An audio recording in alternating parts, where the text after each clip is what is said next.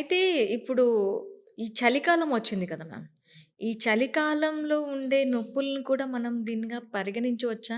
చలికాలంలో చాలామంది మాకు కీళ్ళ నొప్పులు పెడుతున్నాయి. లేవడానికి కొంచెం బాధగా ఉంది అని చెప్తూ ఉంటారు.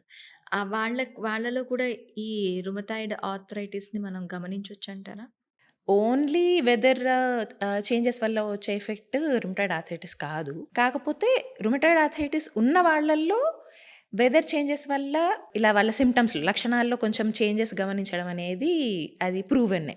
అంటే ఎన్నో పరిశోధనల్లో కూడా అది ప్రూవ్ అయిన ఫ్యాక్ట్. బట్ దానికి వెనక మెకానిజం ఏంటంటే వెదర్ చేంజెస్ వల్ల అట్మాస్ఫియరిక్ ప్రెషర్‌లో చేంజెస్ జరుగుతుంటాయి. అండ్ టెంపరేచర్‌లో చేంజెస్ జరుగుతుంటాయి. వీటి వల్ల జాయింట్స్ చుట్టూ ఉండే సాఫ్ట్ టిష్యూస్‌లో సైనోవియం కానీ, టీనోసైనోవియం కానీ అండ్ జాయింట్ లోపల ఉండే ఆ ద్రవం ఏదైతే ఉందో సైనోవియల్ ఫ్లూయిడ్ అంటాం.